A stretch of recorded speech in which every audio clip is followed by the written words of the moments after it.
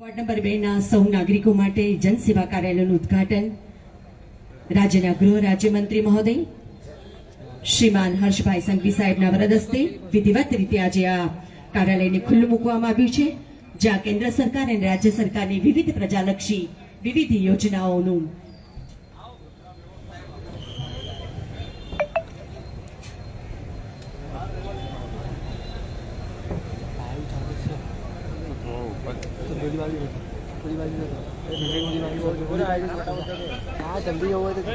મહાવીરસિંહજી રાજપુરોહિત આપને વિનંતી કરીએ છીએ આપના વરદ હસ્તે હર્ષભાઈ સંઘવી સાહેબનું મેમેન્ટો અને ખેસ પહેરાવીને સ્વાગત સન્માન કરશો સૌપ્રથમ. ત્યારબાદ વોર્ડ નંબર 2 ની ટીમ, જેમાં કાઉન્સિલર્સ, પ્રમુખ, મહામંત્રી શ્રી અને કાર્યકર્તાઓ જોડાશે. મેન હાઇટ હાર ખૂબ સુંદર મજાનો શ્રીમાન હર્ષભાઈ સંઘવી સાહેબને અર્પણ કરશે.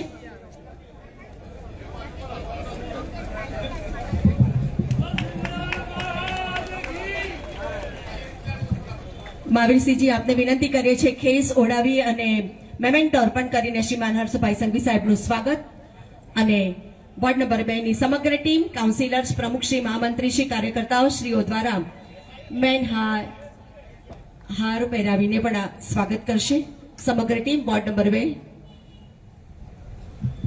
જોરદાર તાળીઓ થઈ જાય આ સ્વાગત સન્માન માટે. ગૃહ રાજ્યમંત્રી મહોદય આપણા સૌનું પ્રોત્સાહન કરવા આપણા સાથે ઉપસ્થિત છે.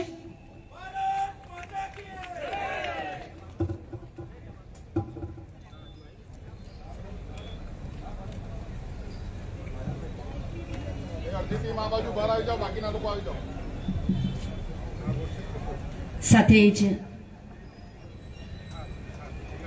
સૌ ઉપસ્થિત મહાનુભાવોનું પણ હાર્દિક શાબ્દિક સ્વાગત છે. શ્રી મહાવીરસિંહ રાજપુરોહિતને વિનંતી કરીશ આજના પ્રસંગે સ્વાગત પ્રવચન કરવા માટે. શ્રી મહાવીરસિંહ રાજપુરોહિત, વોર્ડ નંબર 2 ના councillor.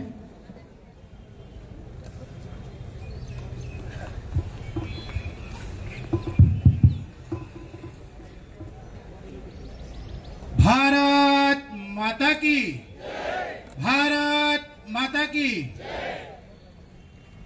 Bharatiya Janata party ward number 2 Vadodara महानगर ना आज रोज जन सेवा कार्यालयનો સૌના ખાસ કરીને ગુજરાતભરના યુવાનોના માર્ગદર્શક, જેમની હાથમાં ગુજરાતની રક્ષા કરવાની જવાબદારી છે અને પાછલા ઘણા વર્ષથી આપણે સૌ જોઈ રહ્યા છે કે બેખૂબીથી નિભાઈ રહ્યા છે એવા આદરણીય આપણે સૌના વાલા આદરણીય હર્ષભાઈ સંઘવીજીનો આજે હું સ્વાગત કરું છું.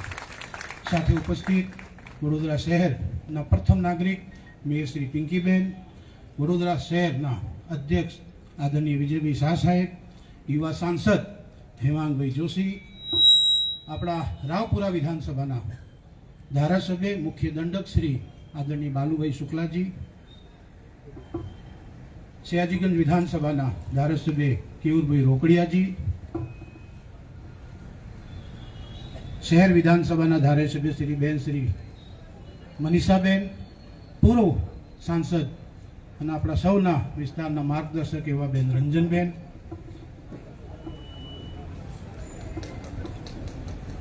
પૂર્વ અધ્યક્ષ અને પૂર્વ મેયર શ્રી નાણકાકા અને ડેપ્યુટી મેયર ચિરાગભાઈ અને સૌ મંચ પર ઉપસ્થિત વોર્ડ 2 અને વડોદરા શહેરના પ્રતિનિધિત્વ કરતા બધા જ અગ્રણીઓ, સાથે ઉપસ્થિત મોટી સંખ્યામાં આ વિસ્તારના સોસાયટીના વિવિધ આગેવાનો, પાર્ટીના કાર્યકર્તાઓ, ભૂતપૂર્વ વોર્ડના અધ્યક્ષો, ભૂતપૂર્વ વોર્ડના કોર્પોરેટરશ્રીઓ અને એવા અનેકો લોકો જેમને આ વોર્ડને માર્ગદર્શન પૂરું પાડ્યું છે, એવા સૌનું હું હૃદયથી સ્વાગત કરું છું. વધુ કંઈ ના કહેતા હું એટલું જ કહીશ કે પાછલા 4-5 વર્ષથી જે જગ્યા સાહેબે આપે સ્વાગત કર્યું એ જગ્યા પર સતત પાર્ટીના બધા જ કાર્યકર્તાઓ અમે વિસ્તારના કામો કરતા હોઈએ છીએ.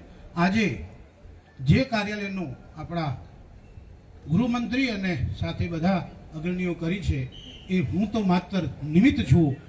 આ કાર્યાલય સંપૂર્ણપણે વોર્ડ 2 ના મારા 4 સાથી કાઉન્સિલરો, સંગઠનની ટીમ અને આ વોર્ડના બુથ સુધીના કાર્યકર્તા, અને વધારે કહીશું એવું કહીશું કે પ્રત્યેક વોર્ડ નંબર 2 ના નાગરિકો માટે આ કાર્યાલય રહેશે.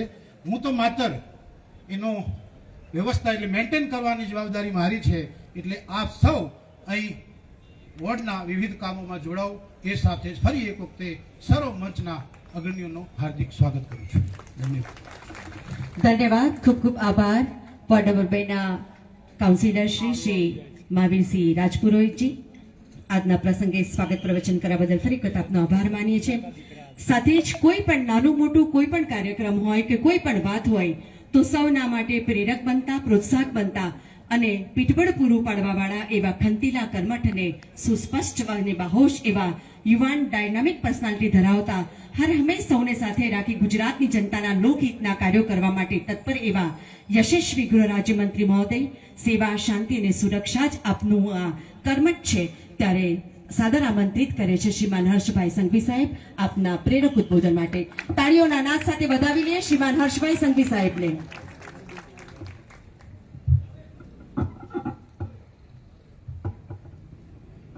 Bharatiya Janata party ward number 2 ના જનસંપર્ક કાર્યાલયના લોકાર્પણ પ્રસંગે આપની સૌની વચ્ચે ઉપસ્થિત વડોદરા મહાનગર ભારતીય જનતા પાર્ટી અને પ્રજા દ્વારા ચૂંટાયેલા સૌ પ્રતિનિધિઓને હું 2 હાથ જોડીને વંદન કરું છું. સૌને અભિનંદન આપું છું. લોકસભાની ચૂંટણીમાં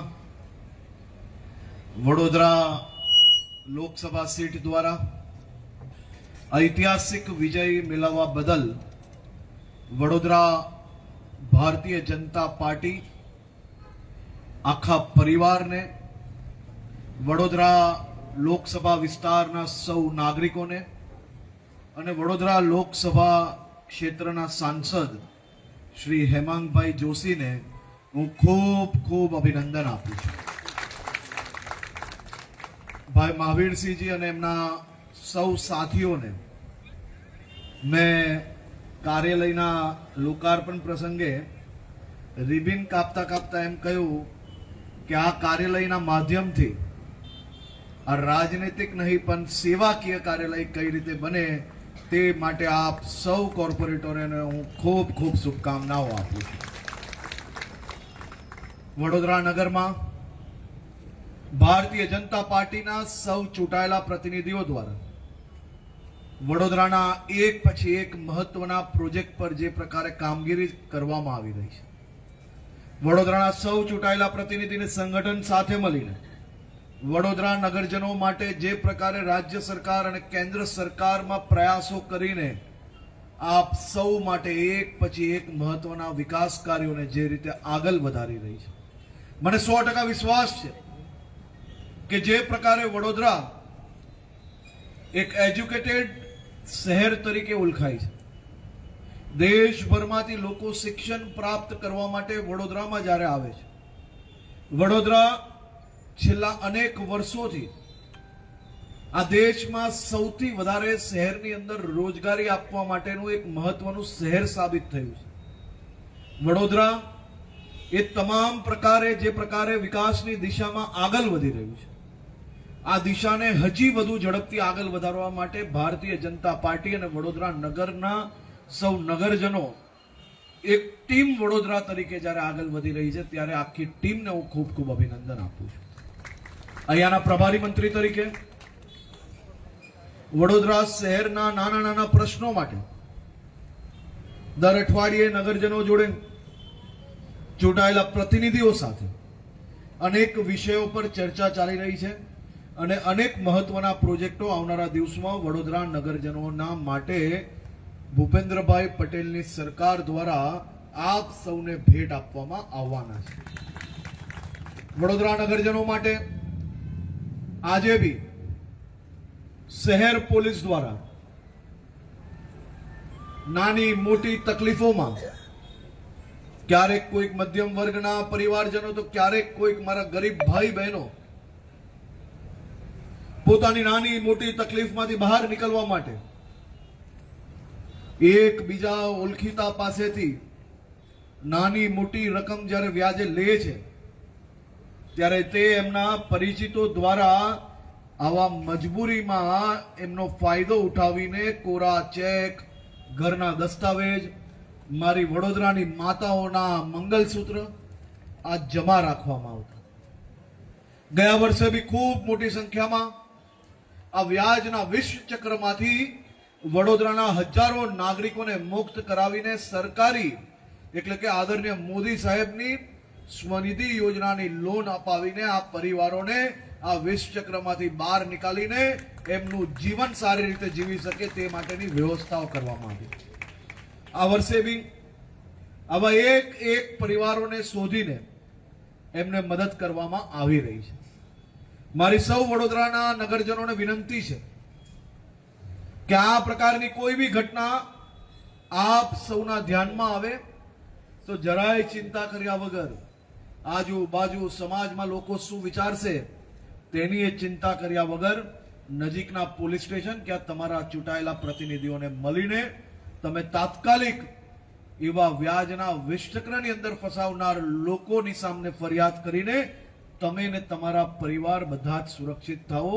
એ ગુજરાત પોલીસનો પ્રયાસ છે ને મને વિશ્વાસ છે કે આ દિશામાં ભારતીય જનતા પાર્ટી અને ચૂંટાયેલા સૌ પ્રતિનિધિઓ ગંભીરતાપૂર્વક કામગીરી નીચે સુધી લઈ જશે.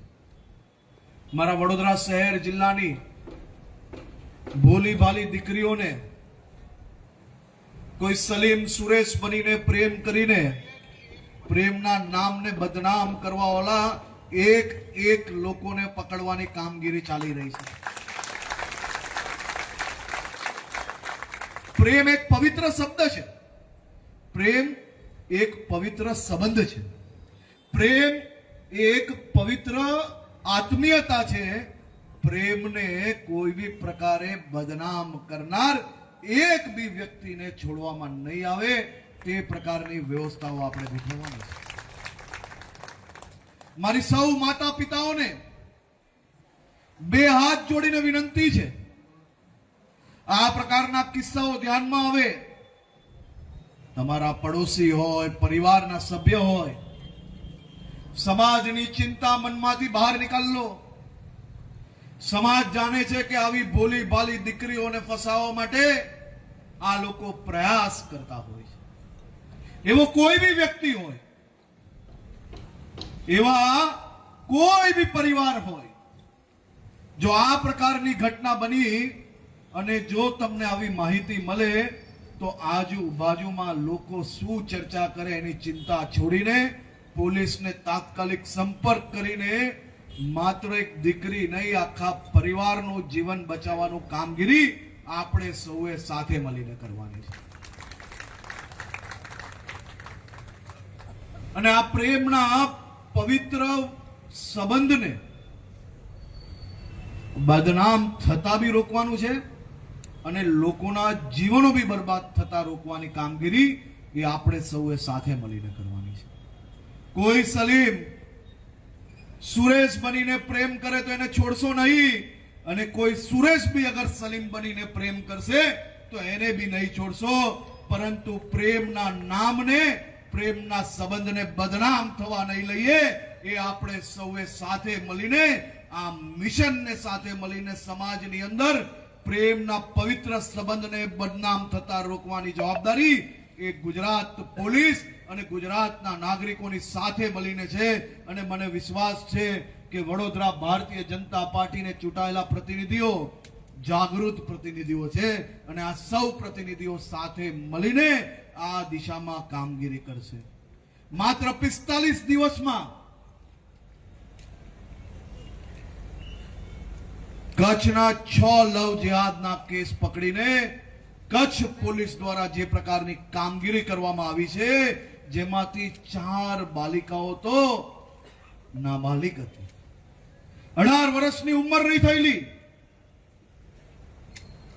અને આવી બાલકીઓ જોડે જે પ્રકારે ષડયંત્ર કરવામાં આવ્યું, એવા બધા જ લોકોને પકડીને પોલીસ કોઈકને બિહારથી લઈને આવી તો કોઈકને રાજસ્થાનથી ને મધ્યપ્રદેશથી લઈને આ બધી જ દીકરીઓને પોતપોતાના પરિવારને સોંપવાની કામગીરી કરવામાં આવી. આ દિશામાં આપણે ગુજરાતભરમાં કામગીરી આગળ વધારીશું.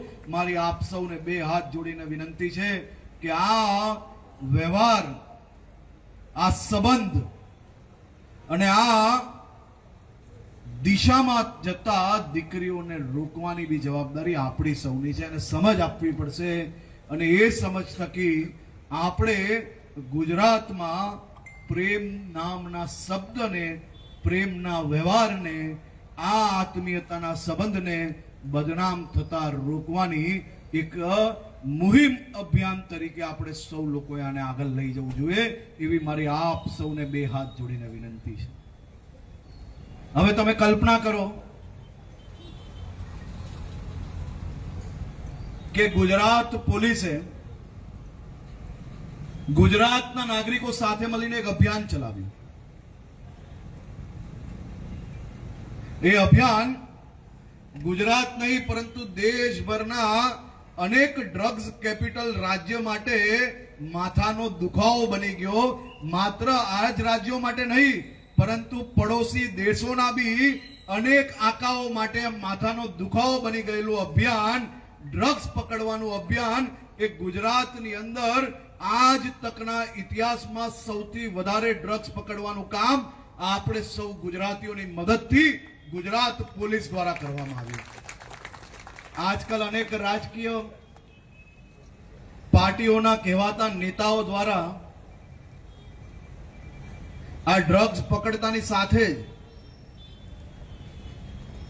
સોશિયલ મીડિયા પર લખવાનું ચાલુ થાય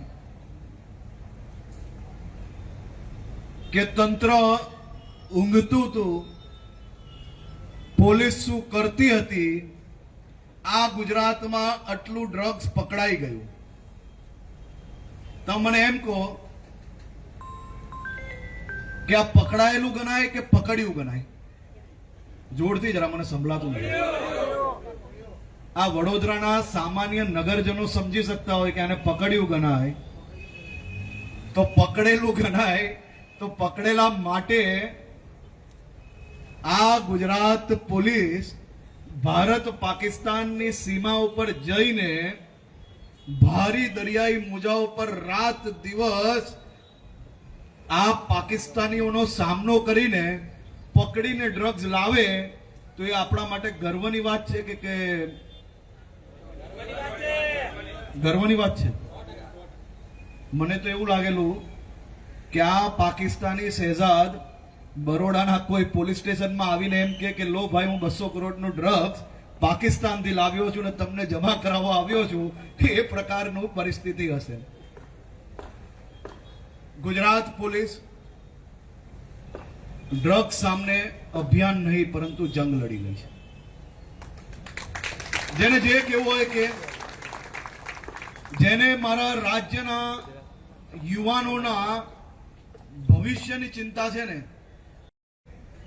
એની સોસાયટીના લોકો એના સગા સંબંધી મત નથી આપતા, એવા લોકો સમાજને દરેક વસ્તુની અંદર ગેરમાર્ગે દોરવાનો પ્રયત્ન કરે છે. પરંતુ આ અભિયાન આપ સૌના આશીર્વાદથી આ અભિયાનને બાજુમાં નથી મૂકવાનું.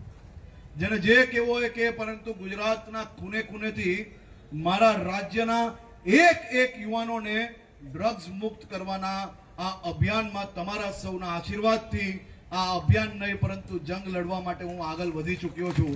અને તમારા સૌના આશીર્વાદથી હજી વધુ મજબૂતાઈથી આપણે લોકો જંગ લડીશું.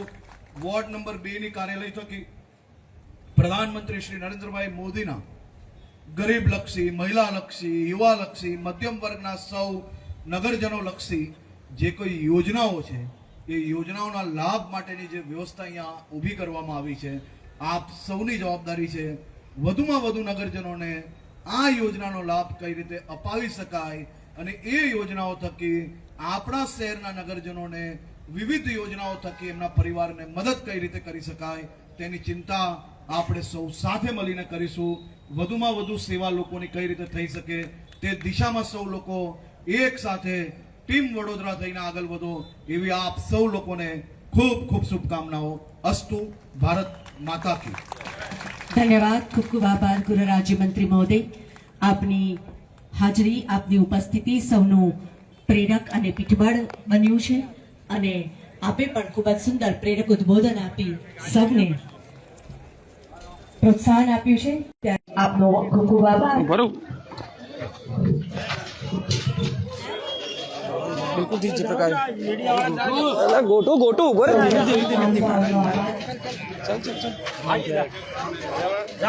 चल चल चल चल चल आराम થી વાયો જોજે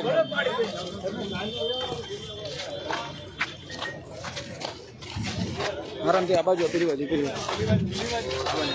चल चल चल चल विशाल સૌનો આભાર માની મંત્રી કાર્યક્રમ પૂર્ણ ધન્યવાદ. સૌને આઈસ્ક્રીમ લઈને જવા વિનંતી છે. અહીંયા આઈસ્ક્રીમની પણ વ્યવસ્થા આપ સૌ આઈસ્ક્રીમ લઈને જશો. ધન્યવાદ. બિલકુલ આ હર્ષભાઈ સંઘવી હવે અહીંથી ને સાથે જ હવે સીધા તેઓ ભાજપ કાર્યાલય જઈ રહ્યા છે અને કાર્યકર્તાઓ સાથે તે બેઠક કરવાના છે ને ત્યારબાદ માજલપુર ખાતે તેઓ જવાના છે. ત્યારે હર્ષભાઈ સંઘવીએ વોર્ડ નંબર 2 માં આવેલું જે કાર્યાલય છે તેનું ઉદ્ઘાટન કરવામાં આવ્યું હતું. કેમેરામેન ગૌતમની સાથે Surat Solanki, spark today news, Vadodara.